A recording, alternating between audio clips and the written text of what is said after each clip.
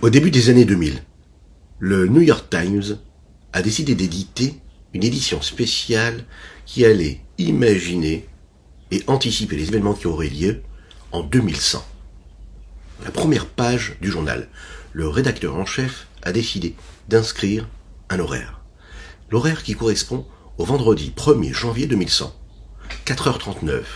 Vous l'avez compris, on parle de l'allumage des bougies de Shabbat. On lui a posé la question, pourquoi est-ce que vous avez décidé d'inscrire cet horaire-là? Il a répondu avec un sourire. Il dit, vous savez, on a anticipé les événements qui auraient lieu au niveau de la technologie, les progrès de la science, les progrès de l'homme. On s'est posé la question de savoir, est-ce que les robots allaient parler? Est-ce que les robots auraient la possibilité de voter? Est-ce qu'on leur donnerait le droit de vote? On n'en est pas sûr. S'il y a bien une chose dont on est sûr, c'est que les femmes juives vont allumer les bougies de Shabbat ce 1er janvier 2100, comme elles l'ont fait depuis des millénaires. Oui. Le message reste dans le temps, dans l'espace. L'infini du Saint béni soit-il s'inscrit dans les limites du temps et de l'espace, et à jamais. Et c'est ce qui donne la puissance à ce message-là. Boker Tov les Koulam, bonjour à toutes et à tous, je suis infiniment heureux de vous retrouver en cette magnifique matinée que Dieu nous offre sur la terre. Merci à toi pour tout ce que tu nous donnes, il faut le dire, Modéani. N'hésitez pas à partager, liker et commenter cette publication, c'est important. Abonnez-vous aux différentes chaînes. On va développer ensemble notre dernière partie du chapitre 7 du Sha'ar Haichut Va'emunah. Et ceci juste après ces quelques notes de Nigun. Tzama tzama tzama tzama lecha nafeshi kama kama kama kama kama lecha besari. Tzama tzama tzama tzama lecha nafeshi kama kama kama kama kama lecha besari.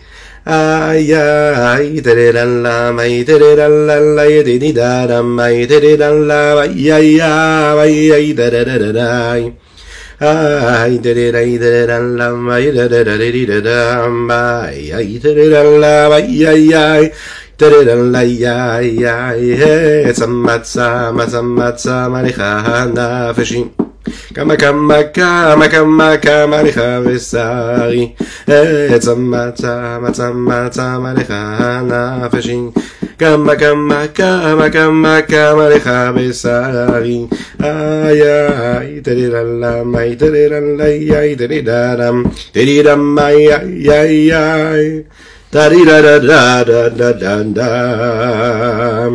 C'est l'histoire d'un homme qui envoie un email à son rave, le rave Avraham Moss. Il lui écrit, voilà, je comprends pas. Dieu est tellement grand, et tellement puissant, et tellement infini. Comment ça se fait que c'est si important pour lui de savoir que nous soyons méticuleux dans la pratique de la Torah et des mitzvot? Qu'est-ce que ça change à Dieu si je mets le téphilin de cette façon et pas d'une autre façon?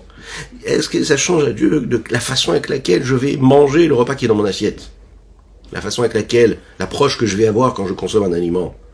De quelle façon je le mange? Avec quelle subtilité, raffinement, et spiritualité, sainteté et pureté je le mange?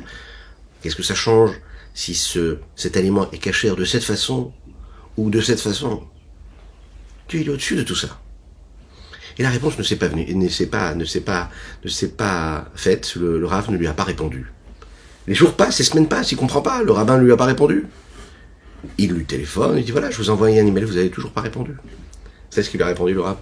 Il dit écoute, en fait, la meilleure des réponses, c'était justement de ne pas te répondre. Et pourquoi? J'ai essayé de te répondre et dans l'adresse email, je me suis trompé. J'ai juste oublié de mettre une petite virgule. J'ai juste oublié de mettre telle ou telle lettre à la place de telle ou telle lettre. La petite erreur que j'ai fait dans l'adresse email, eh bien elle a fait en sorte que le mail de réponse n'est pas arrivé à destination. Autrement dit, les petits détails ont une importance considérable. Oui, si tu ne mets pas les bonnes lettres dans l'adresse email, l'email n'arrivera jamais à destination. Tu veux accomplir la Torah et les mitzvot comme il faut? Oui, c'est une suggestion d'accompagnement. Mais c'est surtout ce qui te permet de faire ce que Dieu te demande. Tu veux que le message arrive en temps et en heure et chez la bonne personne, mais il faut que tu accomplisses la Torah dans la avec méticulosité et avec précision. Voilà, c'est comme ça. La Torah doit bien comprendre ici, et on doit bien comprendre, la Torah nous donne des détails qui ont de l'importance, et si on veut vraiment créer un lien avec Dieu, comme quand on veut envoyer un email à son prochain, on doit le faire dans les détails. Ani avaye lo shaniti. Dieu n'a jamais changé, ni avant, ni pendant, ni après. Nous allons parler ici de l'éternité du Créateur. L'éternité divine, on la rencontre dans notre vie à travers l'éternité du message de la Torah. La Torah nous dit plusieurs fois que les mitzvot de la Torah, elles sont éternelles, à l'infini. Ve'aniglot lanul vanenu adolam, comme le dit dans le Chumash Devarim, que tout ce qui nous a été dévoilé, ça nous a été dévoilé pour nous, pour nos enfants, pour nos arrière, petits-enfants, petits-enfants, etc. Jusqu'à ce que Mashiach arrive, et même après que Mashiach arrive. C'est une Torah qui est vraie et qui dépasse le temps. L'éternité de la Torah, elle s'exprime en cela où le message de la Torah ne change pas. Donc l'éternité de la divinité ne change pas, ne s'altère jamais parce que l'éternité de la Torah ne s'altère pas. Et l'éternité de la Torah ne s'altère jamais non plus. Et elle ne change pas parce qu'en fait, peu importe le temps qui évolue, la Torah, ça reste la même Torah. Il ne faut jamais y ajouter quelque chose, jamais enlever quelque chose. La seule chose que les rabbins font à travers les générations, c'est de développer le message de la Torah. Pourquoi est-ce que la Torah est éternelle? Parce que celui qui donne la Torah, lui, est éternel. Akadosh Baruch Hu, lui, il est là de manière éternelle, il n'a ni commencement ni fin. Akadosh Baruch Hu est éternel non seulement dans ce qu'il est, dans ce dont il est constitué, si on peut s'exprimer ainsi, mais aussi parce qu'il ne change pas à travers le temps, il reste celui qu'il était dans le passé, dans le présent, dans le futur. C'est une idée que l'on peut voir dans justement ce verset-là qu'on a cité en introduction, qui apparaît dans le dernier chapitre du dernier Navi, du dernier prophète. 3e chapitre du Sefer Malachi. Il est dit comme ça. Ki hani havaye lo shaniti. Car je suis Dieu et je n'ai pas changé. Rashi, là-bas, explique. Il dit Ki lo shaniti. Je suis Dieu car je n'ai pas changé. C'est-à-dire que la conduite du monde, elle dépend du fait que Dieu, lui, n'a pas changé, et son éternité s'inscrit justement dans le fait qu'il n'ait jamais changé. Il n'a jamais changé son savoir, sa connaissance, sa conscience, la façon de diriger le monde, c'est la même chose, le même, partout, tout le temps, à chaque instant. Le Ibn Ezra, qui est un grand commentateur, lui explique un peu différemment. Il dit que quand on dit « Ki lo shaniti », cela parle du Créateur lui-même, non pas de sa conduite, mais de ce qu'il est lui. Ça veut dire qu'à travers ce qu'il est lui-même, dans ce qu'il est, il ne peut pas y avoir d'altération. Ça, c'est ce que dit le Ibn Ezra. Ça veut dire, toutes les créatures que Dieu a créées, elles sont assujetties au changement. Le Créateur, lui, bien qu'il crée des créatures qui, elles, dépendent de changement et d'évolution, lui, par contre, ne change jamais et n'évolue jamais. Il reste infini. La Chassidoute, elle vient nous apporter une approche encore plus profonde à cela. Elle nous dit, Akadosh Baruch Hu, lui, ne change pas de son niveau d'être, si on peut s'exprimer ainsi en parlant de Dieu, à travers l'unicité même de ce qu'il est. De la même manière qu'il était unique avant que le monde ait été créé, alors la même chose, il reste unique même après que le monde ait été créé. C'est une idée qui est exprimée dans la Tefila de tous les jours, ce qui précède, vous savez, la Tefila proprement dit, qui fait partie, juste après les bénédictions du matin, de l'introduction à la Tefila qui nous met dans l'état dans lequel nous devons nous trouver, on prend conscience devant qui nous nous trouvons pour faire la Tefila, et nous disons ces mots-là, Ata Wachel Nivra Olam, Ata Umesh Nivra Olam. Tu es celui qui a été là avant que le monde ait été créé, et tu es celui qui est là même quand le monde est créé. Pourquoi est-ce qu'on répète ces mots-là, Ata ou Wachel Nivra Olam, Ata ou? On aurait pu dire, Ata Wachel Nivra Olam, ou Mesh Nivra Olam. Tu es celui qui était là avant et celui qui est après la création. D'expliquer, la Chassidoute nous dit que Ataou, ça veut dire c'est toi, tu es celui qui est unique avant que le monde ait été créé, et précisément le même tu es après que le monde ait été créé. Pas de changement. En fait, la création ne change pas. Pourquoi? Parce que la création est considérée comme nulle, comme rien, comme néant, face à l'infini du Saint-Béni soit-il, face à Dieu. Lechaim, lechaim, lechaim.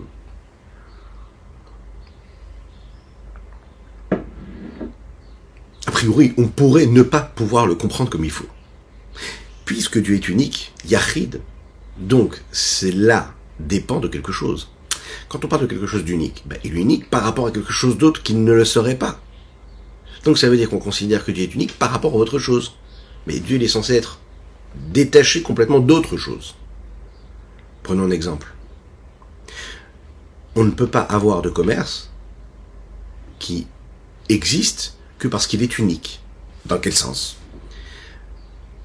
je ne peux être unique que quand je n'ai pas de concurrent, je n'ai pas de collègue. J'ai un commerce qui est unique lorsqu'il n'y a personne qui vend la même chose que ce que je vends moi. Dès l'instant où il y en a d'autres qui vendent ce que je vends, je ne suis plus unique. Un enfant unique, que Dieu donne la bonne santé à chacune et chacun d'entre eux.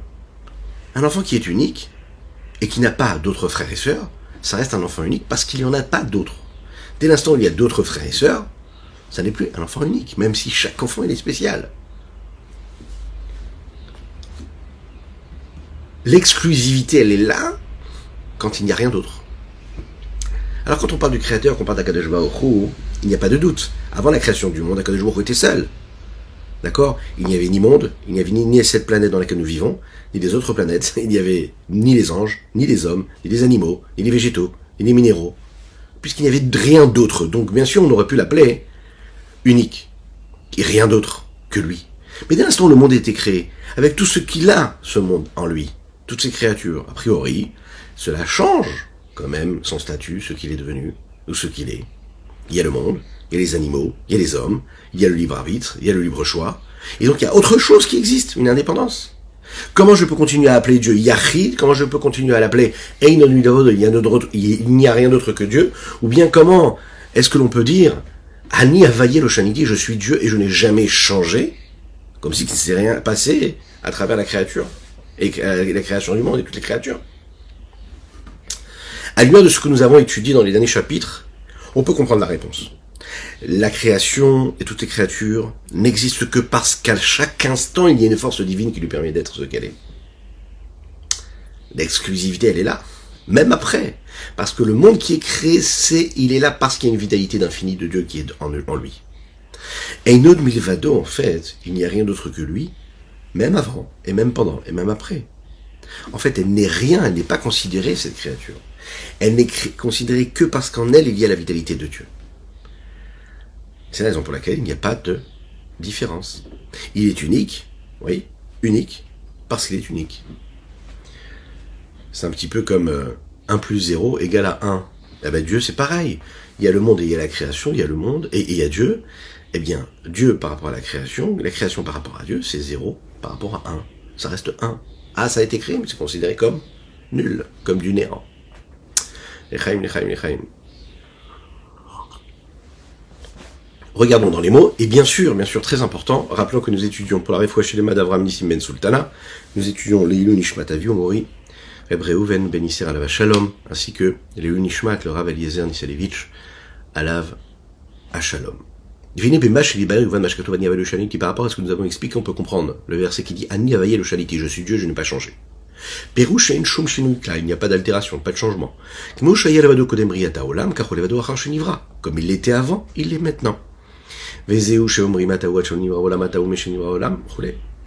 que nous avons dit. C'est ce que nous disons tous les jours dans la Tefila. Tu es celui qui était là avant que le monde ait été créé, et tu es celui maintenant aussi, etc.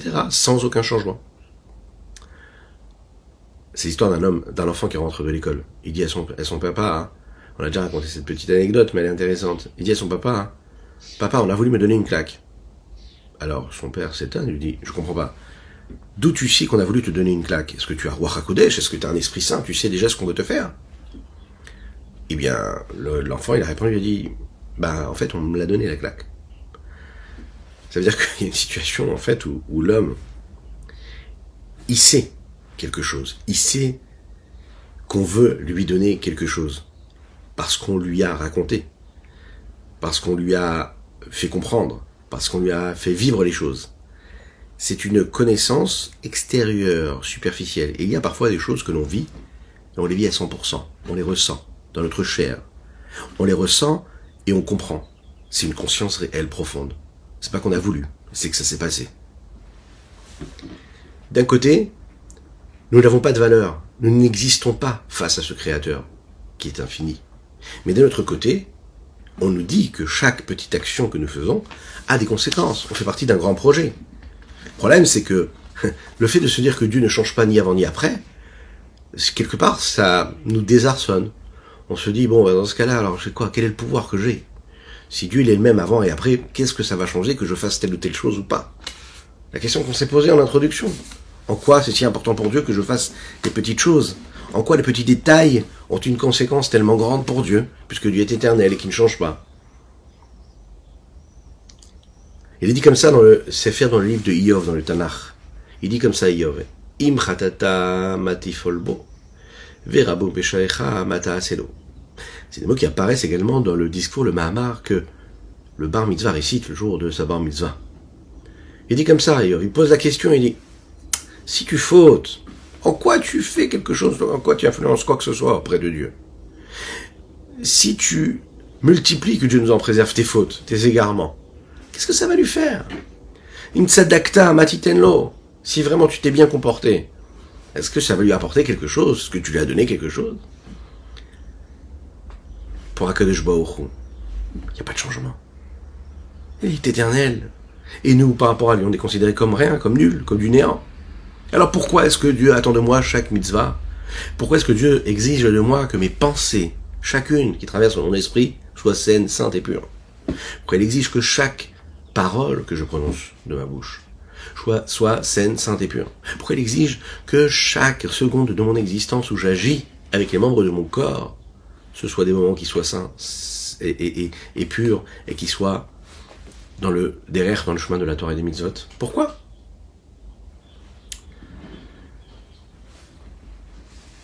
Il y a un autre principe aussi qui est très intéressant, c'est le principe de la connaissance de Dieu. Dieu sait de manière profonde ce qui se passe. Dieu sait ce que je fais à chaque instant. Il sait ce qui se passe. Il connaît toutes mes actions, toutes mes pensées, toutes mes paroles. Le fait de savoir et d'être conscient que Dieu, lui, est conscient et que lui, il sait chaque chose qui se passe dans mon être et qui dépend de moi, dans mon existence, c'est un des principes de la Emouna, ce qu'on appelle les 13 principes de la Emouna, de la foi, qui ont été relatés par Maïmonide, le Rambam. Il le dit comme ça, le 10e Vayesoda Asiri, la dixième fondement sur lequel est basée cette foi-là, qu'Akadosh Baruch Hu shehu itele yodam as v'nei adam v'lo yiznicham, v'lo kedaat haomer azav Hashem et haaretz. Akadosh Baruch Hu connaît les actions de l'homme, et pas comme ceux qui pensent que Dieu aurait abandonné la terre. Dieu sait chaque instant ce qui se passe. Le fait qu'Akadosh Baruch Hu sache ce qui se passe auprès des hommes, il suffit de lire le Tanakh pour s'en rendre compte. Il saura toujours ce que les bénis Israël, le peuple juif, va accomplir, va choisir de faire tout au long de son existence. Dieu regarde ce qui se passe, il scrute. Il va même répondre et agir en fonction des choix que l'homme va faire à travers son histoire.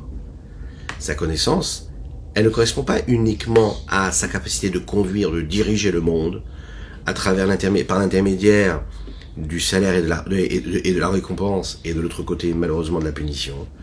Mais c'est la source même de l'existence du monde, puisque l'existence du monde dépend à chaque instant de la force de la divinité de Dieu, du Créateur.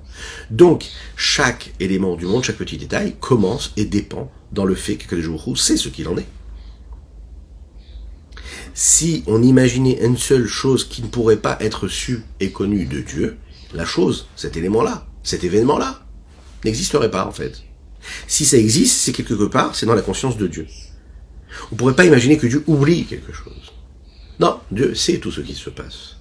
Vous savez que la philosophie dit « je pense donc je suis ». Non, c'est l'inverse. On avait développé ce sujet-là dans un des cours. Dieu sait donc je suis. Puisque Dieu sait ce que je suis, alors à ce moment-là je peux être. Il en ressort qu'Akadosh Baruch Hu est conscient.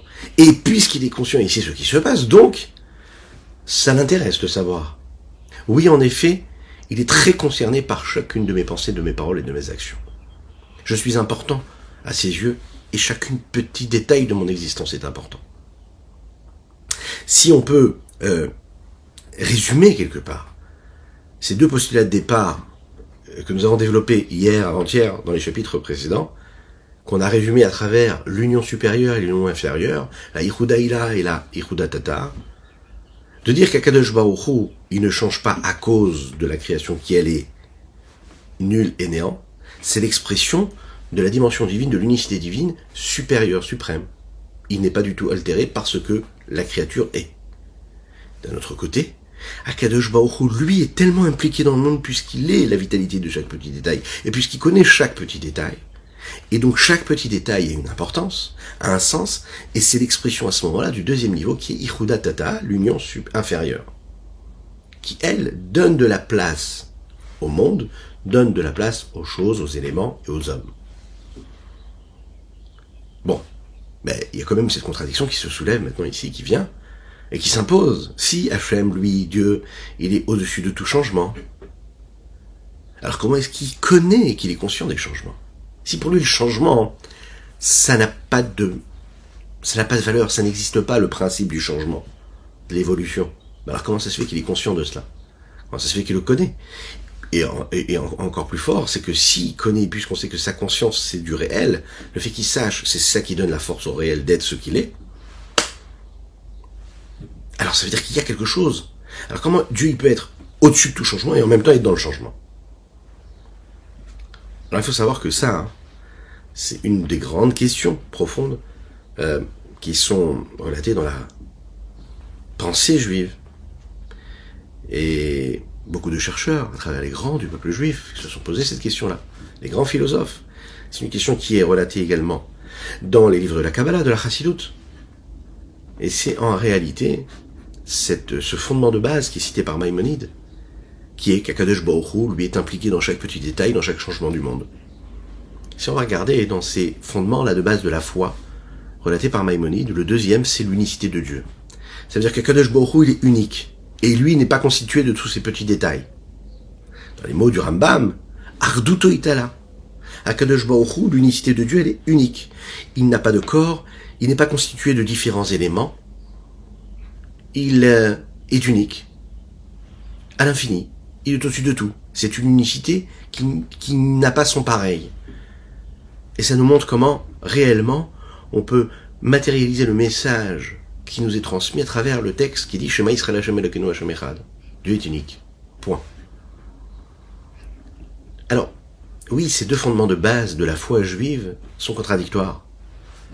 Si Akadosh Baruch Hu est unique, et cette unicité, elle n'est pas comprise, elle ne comprend pas ces différents détails, elle n'est pas l'assemblage de différentes choses, elle n'est pas constituée de différents éléments, de différentes consciences, comment Dieu peut connaître chaque petit détail, chaque petit changement? Parce que par définition, tous ces petits changements, c'est une multiplicité de choses et d'éléments et d'événements, et d'hommes et de choses, et d'êtres humains et de créatures, etc.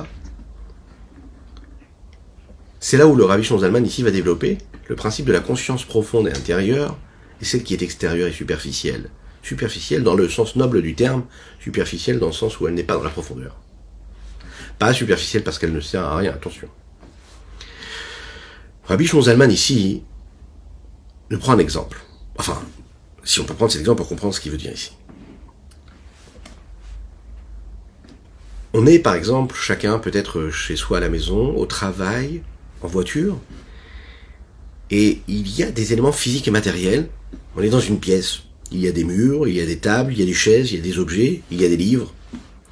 Est-ce que le fait que je sache qu'il y ait tous ces objets dans la pièce, ça veut dire que tous ces objets font partie intégrante et intérieure et profonde de ce que je suis, moi? La réponse est non. Est-ce que ces objets qui sont autour de moi, physiques, existaient avant que j'en ai conscience qu'ils existent? La réponse est oui. Le fait que je sache qu'ils existent ne les change pas, ne les transforme pas, et plus que cela, ils existent indépendamment du fait que je sache et que je sois conscient qu'ils existent.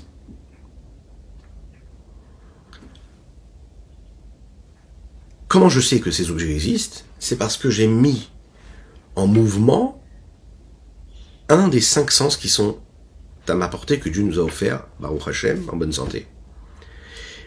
La capacité de voir, la capacité de sentir, de toucher, la capacité d'entendre. Je rentre dans une pièce, tous ces sens-là se mettent en éveil, et on est capable de sentir, de ressentir des présences, tout de suite d'analyser le cadre dans lequel on se trouve, de juger par rapport aux limites de la pièce, de l'endroit où on se trouve, et tout ça c'est dans notre inconscient. De savoir est-ce qu'il y a une chaise, s'il y a une table, qu'est-ce qu'il y a dans cette pièce? Je suis ce que je suis, ces éléments-là sont différents de ce que je suis, sont indépendants de ce que je suis, même si c'est mes sens à moi profonds qui me permettent de constater et d'analyser ce qu'il y a autour de moi. Donc c'est mes sens personnels qui me permettent de le constater, ce qu'il y a autour de moi, mais en aucun cas ce qui est autour de moi est en moi, et ne dépend de ce que je suis, ou même de la conscience que j'en ai. Je reste séparé d'eux. La connaissance profonde, et la conscience profonde, on va la dire comme ça, c'est être capable de comprendre ce qui se passe à l'intérieur de mon corps, de mon être, de mon esprit également. La force de ressentir, par exemple, une faiblesse, de la chaleur, ou bien même de la fraîcheur. Il fait trop froid, il fait trop chaud. Je me sens faible, je me sens fort. Une douleur, pas de douleur. C'est un fait de dire que je suis conscient de ce qui se passe dans mon corps, et le fait que je ressente ce qui se passe à l'intérieur de mon corps, c'est parce que mon corps est en unicité totale avec ce que je suis, moi, à l'intérieur. Il n'y a pas de détachement entre mon être, ma vitalité, ma conscience, et ce que mon corps est en train de ressentir. Ça n'est pas extérieur à moi. C'est la raison pour laquelle je ressens d'à l'intérieur de ce que j'ai, ce que je suis, ce que je ressens. Si par exemple il y a une partie du corps qui ne réussit pas à être connectée avec la conscience, avec le système qui permet d'avoir le ressenti, c'est que Dieu nous en préserve, très mauvais signe. Ça veut dire qu'il y a une partie du corps qui est détachée de sa source de conscience. S'il y a des médecins, ils auraient des termes très bien définis, bien précis pour expliquer cela. Eh bien, il faut savoir que la conscience de Dieu, du divin, c'est la même chose. On aurait pu penser que la connaissance, la conscience de Dieu, du fait que Dieu sache et connaisse le monde, c'est une conscience et une connaissance superficielle et extérieure. Un petit peu comme si Kakadosh Baruch Hu enverrait des caméras par l'intermédiaire de la capacité, on va dire, un peu comme des yeux ou des oreilles qui entendraient, qui réuniraient, qui aspireraient des informations de tout ce qui se passe au niveau des créatures et qui lui renverrait des informations et que lui traiterait ces informations comme une grande base de données de toute la créature et que de cette façon-là, il en serait conscient et il connaîtrait ce qui se passe. La vérité, c'est que non. Dieu n'a pas ses yeux, il n'a pas ses oreilles. Dieu n'a pas de corps, Dieu n'a pas l'aspect du corps. Dieu sait ce qui se passe dans le monde de sa propre force.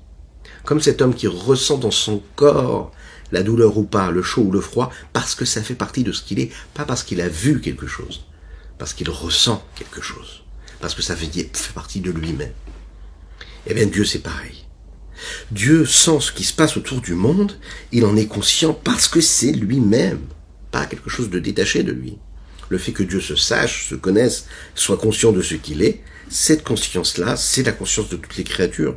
Parce que tout vient de lui, et tout est annulé à lui. Et puisque tout est annulé à lui, rien n'existe, si ce n'est ce qu'il est, lui, d'infini, dans ce qui est.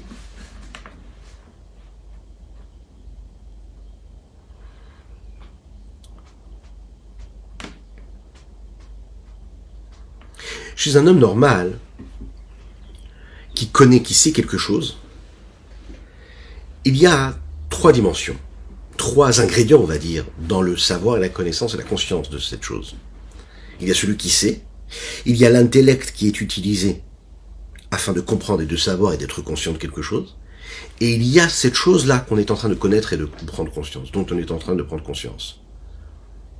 Celui qui sait, l'outil qui est mis en mouvement pour pouvoir savoir, et le message, ce que l'on est en train de savoir. 3 éléments.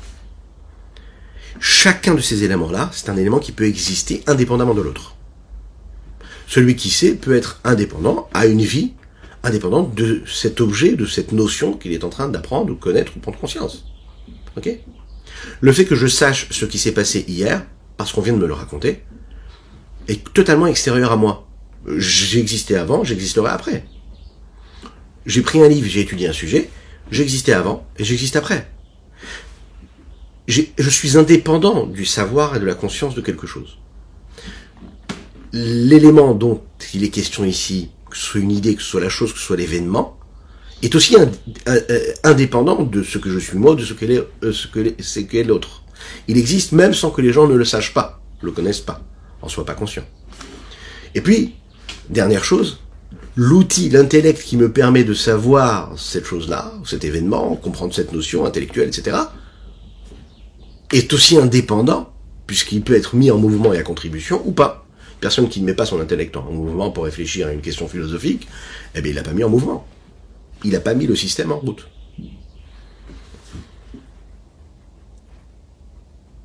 C'est la raison pour laquelle, en réalité, un homme qui réfléchit beaucoup, un homme qui étudie beaucoup, devient sage avec les années. Il apprend. Puisqu'il a appris des enseignements, puisqu'il a appris des informations, puisqu'il a emmagasiné de la sagesse, et plus il évolue, plus il en a, et plus il évolue, plus il en a. Il n'en avait pas, il en a plus. Lorsqu'un homme connaît quelque chose, cette conscience-là, elle n'est pas cette unicité simple, abstraite. Elle est constituée de différents éléments. Dieu, lui, Akadosh Baruch Hu, lui, il sait. Et vous savez, les forces dont il est question, ces séphirotes supérieures suprêmes, elles sont la connaissance de Dieu. Que ce soit Chorma, que ce soit Bina, que ce soit Da'at. Tous les petits détails qui découlent de toutes ces différentes vertus, de ces différentes séphirotes-là, il faut savoir qu'elles sont une unicité réelle, profonde. Elles ne sont jamais séparées l'une de l'autre. Et c'est pas comme l'homme, justement. Regardons dans les mots ce que le Rabbi Shlomo Zalman nous dit ici. En se sachant, en se connaissant, en étant conscient, lui-même, Dieu, de ce qu'il est, si on peut s'exprimer ainsi, il sait automatiquement tout ce qui se passe à travers les créatures et tout ce qui est à l'extérieur de lui. Comme Maïmonide le dit, de mémoire bénie. Il est celui qui sait, il est celui qui est su, et il est le système qui permet de savoir. À savoir que quoi? Tout est une seule chose. C'est quelque chose qu'on a du mal, nous, on n'a pas la force, par notre bouche de le dire. On a du mal à en entendre. Même le cœur de l'homme a du mal à prendre conscience de cela. Pourquoi? Parce que Dieu, son essence, sa conscience, son savoir, tout est une seule chose, de tous les côtés, et par tout chemin et tout système d'unicité que l'on pourrait comprendre et accepter, on ne pourrait pas maîtriser ce principe-là. Parce que Dieu, il n'y a rien d'autre. À savoir que son savoir, sa conscience, n'est pas quelque chose d'ajouté qui est indépendant de son essence elle-même. Comme ça pourrait l'être dans l'âme de l'homme. Pourquoi? Chez l'homme, son savoir, sa conscience, c'est quelque chose qui est ajouté, qui est indépendant de son essence dans laquelle il est et de laquelle il est constitué.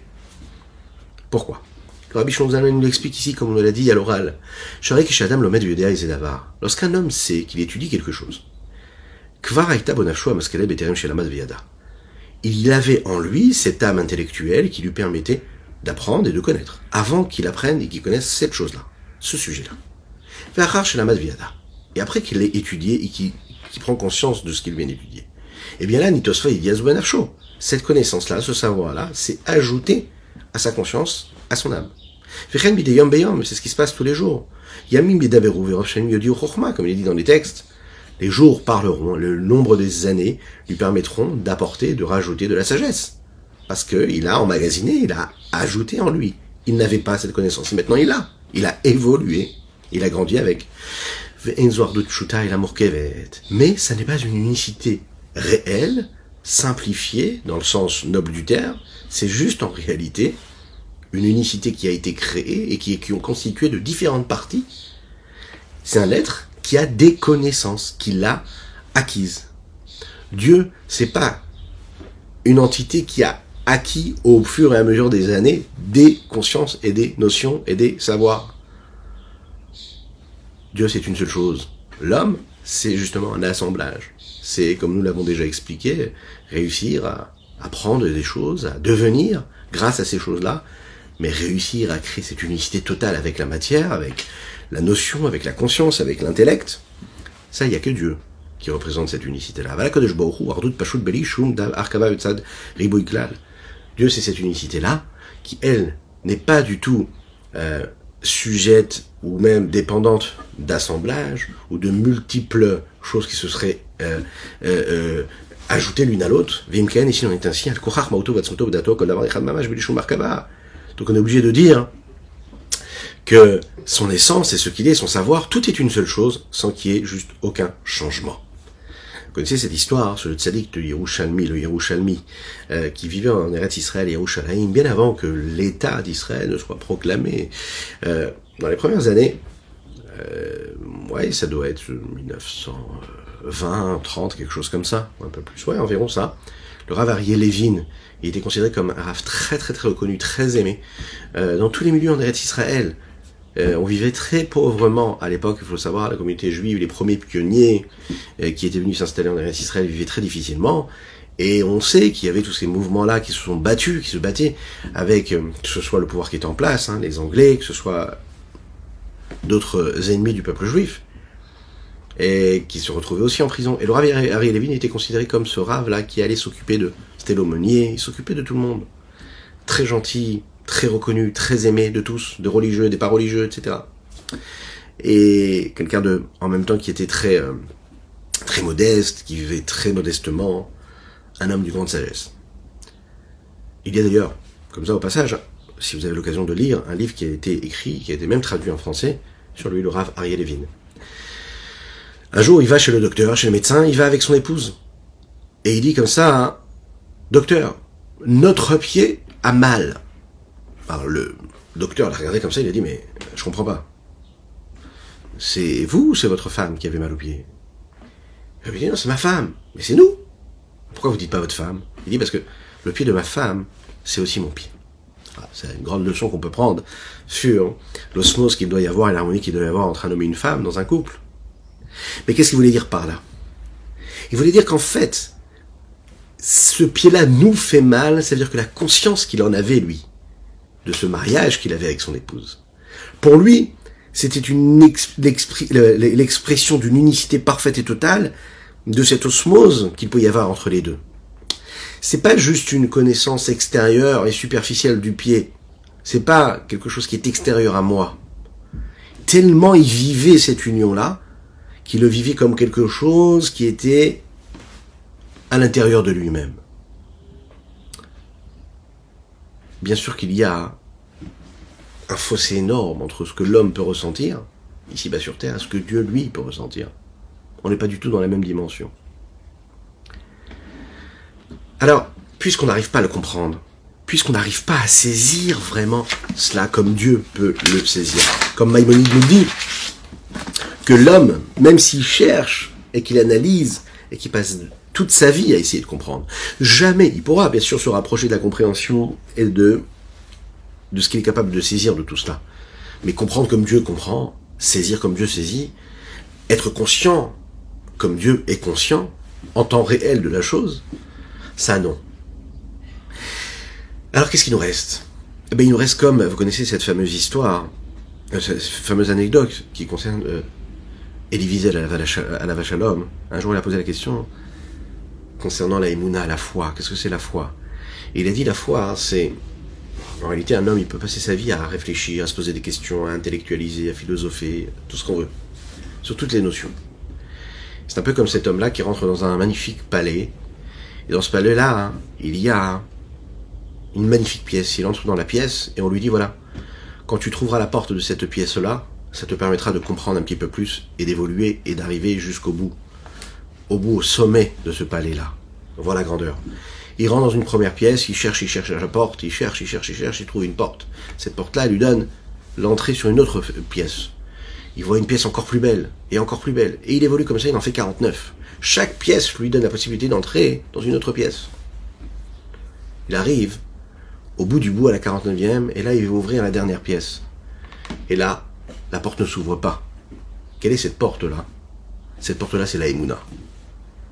Elie Wiesel dit comme ça, on peut passer toute notre vie à chercher à comprendre. Oui, il faut analyser, oui, il faut chercher à comprendre, bien sûr. Il faut chercher à connaître. On cherche, on trouvera des réponses, on trouvera des explications à tout. Et à un moment, on arrête de chercher à comprendre. À un moment où on s'arrête, Et qu'est-ce qui fait qu'un juif c'est un juif? C'est parce qu'il a la Emouna.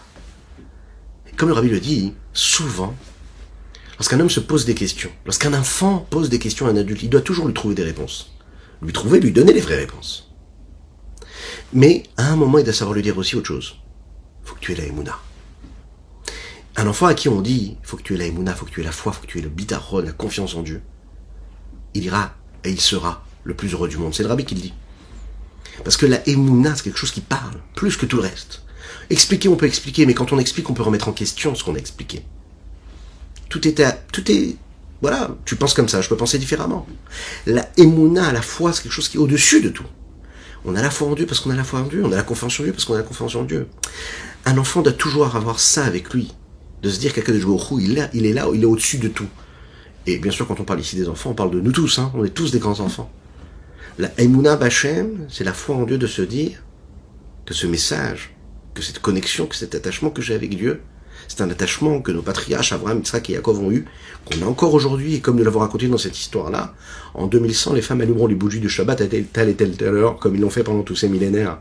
C'est un message d'infini, d'Akadosh Baruch Hu, de Dieu. C'est la Emouna, la foi. Et là, le Rabbi Shimon Zalman ici va nous l'expliquer avec ces mots. Quand on parle de ce Akadosh Baruch Hu, de ce Dieu-là qui est, en fait, en réalité, pas du tout touché par le changement, c'est justement ça le secret de la Emouna, de la foi. C'est la raison pour laquelle, de la même manière qu'il n'est possible pour aucune créature dans le monde de saisir l'essence même du Créateur, car de la même façon, l'homme ne peut pas saisir l'intellect, par son intellect, l'essence même de son savoir et de sa conscience. C'est logique. La seule chose qui nous reste à faire, c'est quoi? Les hamin be'emuna shlema, de croire avec une foi véritable. Rak les hamin be'emuna shilema la me'asechel u'asaga, comprendre avec la foi et saisir et accepter avec foi, croire avec foi. Parce que la foi, c'est celle qui dépasse et qui est au-dessus de l'intellect et de la compréhension du saisissement. Chez Akadosh Baruch Hu Yachidu Ichad, que Dieu est unique. Que Dieu et son savoir, c'est une seule chose. Et dans sa conscience et dans son savoir, il sait, il connaît tout ce qui se passe à travers toutes les créatures. Elyonim et Tartonim, supérieur et inférieur. Achilchul Katam Shebayam, écoutez bien ça, jusqu'au remous, petit remous qu'il peut y avoir maintenant au moment où on parle, dans la mer ou dans l'océan. Viaditouche Katan Shiye Betabour arrête jusqu'au petit moustique qui se trouve dans notre planète. Imaginez un petit peu ce que ça veut dire ici. Ein davar nela mimenu, il n'y a rien qui est caché de Dieu, qui n'est pas su par Dieu. Vehen yediazom aussi faboribouille, ça qui est magnifique, si ce mot-là pourrait même exprimer cela, suffire pour exprimer cela. Le fait de le savoir, le fait que Dieu sache, ne rajoute en rien quelque chose à ce qu'il est. Pourquoi? Parce que le fait qu'il sache, le fait qu'il est et ce qu'il est, c'est une seule chose. Donc il n'y a rien d'autre de plus, puisque le fait de le savoir, c'est lui-même déjà qui s'exprime. C'est Dieu. Les physiques, c'est la raison pour laquelle c'est compliqué d'imaginer et de comprendre et de saisir vraiment ce que c'est cette notion-là, qu'Akadosh Baruch Hu, et que ce qui sait, et que le fait qu'il sache, et le fait que ça ne rajoute rien à ce qu'il est, le fait de savoir, Alken, puisqu'on n'a pas la possibilité à Maranavi. C'est pour ça que le prophète dit comme ça. Ki gavu shomaim me aretz, ken gavu derachim darkechem marchavotayim marchavotechem. Le ciel et la terre, qui vous dépassent complètement. Eh bien, on n'arrive pas à maîtriser le ciel, on n'arrive pas à maîtriser la terre.